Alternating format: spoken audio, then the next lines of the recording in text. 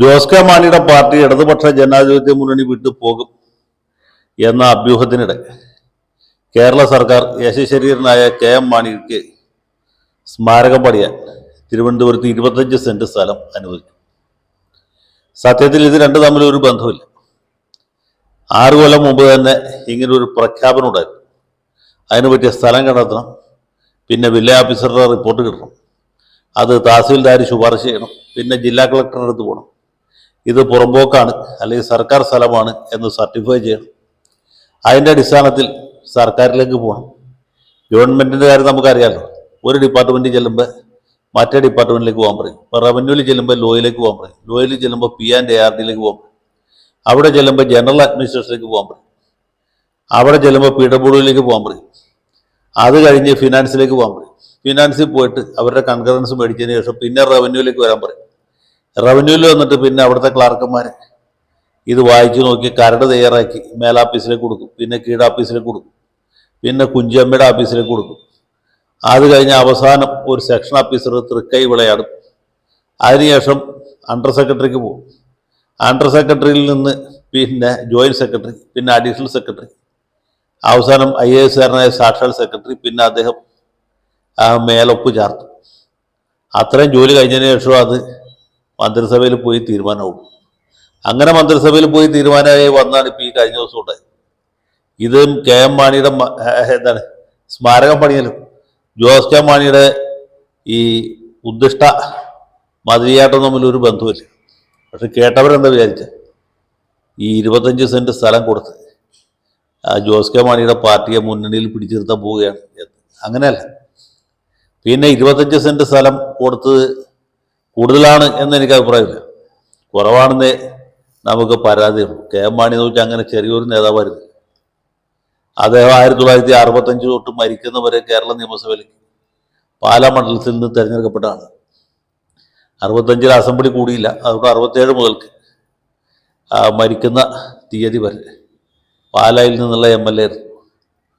50 കൊല്ലത്തിലധികം MLA ആയിരുന്നു, 25 കൊല്ലം മന്ത്രിയായിരുന്നു. അദ്ദേഹം പ്രധാനപ്പെട്ട എല്ലാ വകുപ്പുകളും കൈയാളിയിട്ടുണ്ട്. ആഭ്യന്തരമന്ത്രിയായിരുന്നു, ധനകാര്യമന്ത്രിയായിരുന്നു, റവന്യൂ മന്ത്രിയായിരുന്നു, മുഖ്യമന്ത്രി ആകേണ്ടിയിരുന്ന ആളാണ്.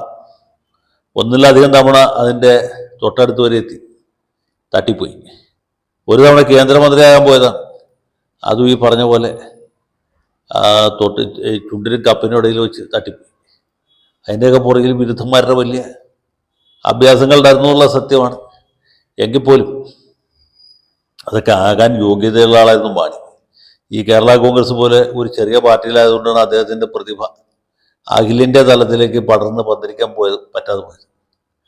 അദ്ദേഹം ഈ ഒരു ഘട്ടത്തിൽ കേരള കോൺഗ്രസ് പിരിച്ചുവിട്ട് സാക്ഷാൽ കോൺഗ്രസ് ചേർന്നിരുന്നെങ്കിൽ പുള്ളിയെ പിടിച്ചാൽ കിട്ടാത്തൊരു നിലയിലേക്ക് ഉയർന്നു പോയത്. കാരണം അദ്ദേഹത്തിന് ബുദ്ധിയുണ്ടായിരുന്നു, വൈഭവമുണ്ടായിരുന്നു, വാക്സാമർഥ്യമുണ്ടായിരുന്നു, ഒന്നാം തരം പാർലമെൻറ്റേറിയനായിരുന്നു, അതിലുപരി നല്ല മന്ത്രിയായിരുന്നു. ഇത്രയും കഴിവുകളുള്ളൊരു മനുഷ്യൻ സമീപകാലത്തൊന്നും കേരള രാഷ്ട്രീയത്തിൽ ഉണ്ടായിട്ടില്ല. ഞാൻ ഈ മാണി സാറിനെ പലപ്പോഴും കോഴമാണി എന്നൊക്കെ വിളിച്ച് കളിയാക്കിയിട്ടുള്ള ആളാണ്. എങ്കിൽ പോലും എനിക്ക് ആത്മാർത്ഥമായിട്ട് അദ്ദേഹത്തോടൊരു ബഹുമാനം ഉണ്ടായിരുന്നു, ഇപ്പോഴും ബഹുമാനമുണ്ട്.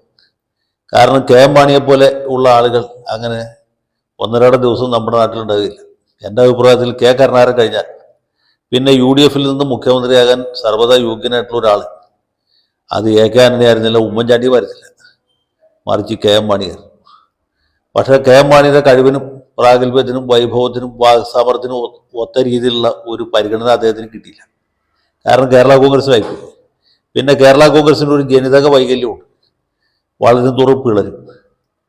അങ്ങനെ പാർട്ടി പുലർത്തി വന്ന ആളാണ് കെ എം മാണി. പക്ഷെ പിന്നീട് കെ എം മാണിക്കിട്ട് P ജോസഫ് പണിഞ്ഞു, P ജോസഫിനിട്ട് TN ജേക്കബ് പണിഞ്ഞു, പിന്നീട് PC ജോർജ് പണിഞ്ഞു.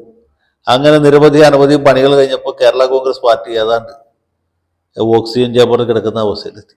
ഞാനത് കുറ്റപ്പെടുത്തി പറഞ്ഞല്ല. അങ്ങനെ ഒരു തകരാറ് പറ്റി ആ ചെറിയ പാർട്ടിയായിട്ട് അല്ലെങ്കിൽ അതിനേക്കാൾ കുറഞ്ഞ പാർട്ടിയായിട്ട് അത് ചെറുതായിപ്പോയി എന്നുള്ളതാണ് പാർട്ടിയുടെ ഒരു ദുര്യോഗം. അതുകൊണ്ട് മാണി സാറിന് നല്ലൊരു സ്മാരകം ഉണ്ടാകേണ്ടതാണ്. സത്യം പറഞ്ഞാൽ അദ്ദേഹത്തിൻ്റെ സത്യസന്ധമായ ഒരു ജീവചരിത്രം ആരെങ്കിലും എഴുതി പ്രസിദ്ധീകരിക്കുകയാണെങ്കിൽ അത് കേരള രാഷ്ട്രീയത്തിൽ ഗവേഷണം നടത്തുന്ന ആളുകൾക്ക്, കൂടുതലായിട്ട് പഠിക്കാൻ ആഗ്രഹമുള്ള ആളുകൾക്ക് അല്ലെങ്കിൽ ഇപ്പോൾ രാഷ്ട്രീയത്തിൽ തന്നെ അഭ്യാസങ്ങൾ പഠിക്കാൻ താല്പര്യമുള്ള ആളുകൾക്ക് വലിയൊരു മുതൽക്കൂട്ടായി തീരും എന്നാണ് എൻ്റെ അഭിപ്രായം. ഈ 25 സെൻറ്റ് സ്ഥലം കെ എം മാണിയുടെ പേരിൽ ഒരു സ്മാരകം ഉണ്ടാക്കി ജോസ് കെ മാണിക്ക് പാർട്ടി ഓഫീസ് തുടങ്ങാനായിട്ട് കൊടുത്താൽ അതുകൊണ്ട് ഒരു ഫലമില്ല. നേരെ മറിച്ച് ആത്മാർത്ഥമായ പഠനങ്ങൾക്ക് ഗവേഷണങ്ങൾക്ക് വേദിയായിട്ട് മാറുകയാണെങ്കിൽ അദ്ദേഹത്തിൻ്റെ അധ്വാനവർഗ സിദ്ധാന്തം അടക്കമുള്ള കാര്യങ്ങളുടെ പ്രത്യയശാസ്ത്രപരമായ പരിപ്രേക്ഷ്യങ്ങൾ പഠിക്കാനായിട്ട് ഉപയോഗിക്കുകയാണെങ്കിൽ, അല്ലെങ്കിൽ കേരള കോൺഗ്രസ് രാഷ്ട്രീയത്തിൻ്റെ തന്നെ ഗതിവിഗതികൾ പഠിക്കാൻ ഉപയോഗിക്കുകയാണെങ്കിൽ അത് തീർച്ചയായിട്ടും സമൂഹത്തിനും അതുപോലെ ഈ രാഷ്ട്രീയ ചരിത്ര ഗവേഷകർക്കും വലിയൊരു മുതൽക്കൂട്ടായിട്ട് മാറും എന്ന കാര്യത്തിൽ യാതൊരു സംശയമില്ല.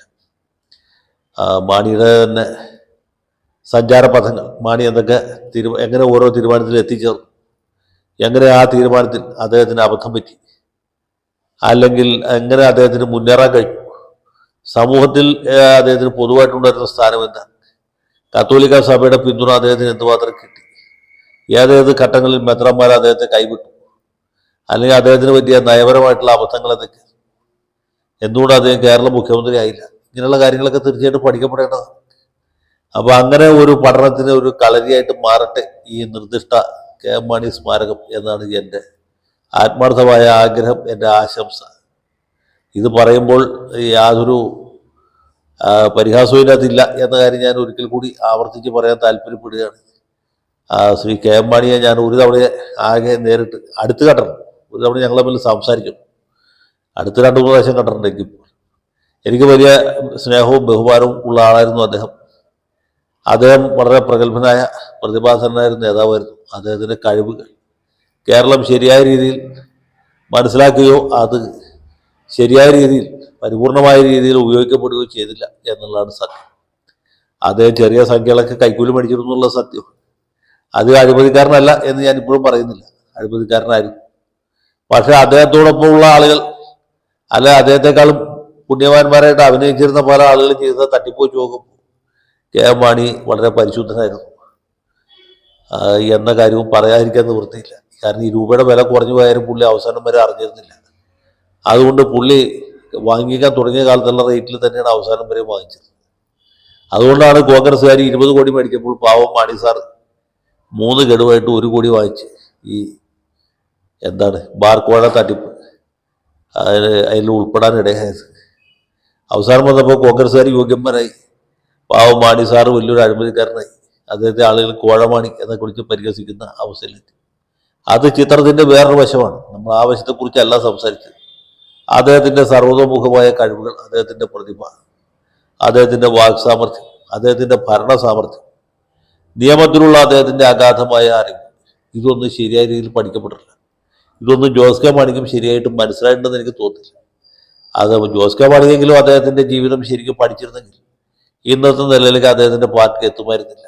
ഇനി കൂടുതൽ പറഞ്ഞ് വഷളാക്കാൻ ഉദ്ദേശിക്കുന്നില്ല. നിർദ്ദിഷ്ട കെ എം മാണി സ്മാരകത്തിന് എല്ലാ പിന്തുണയും പ്രഖ്യാപിച്ചുകൊണ്ട് തൽക്കാലം ഇവിടെ അവസാനം.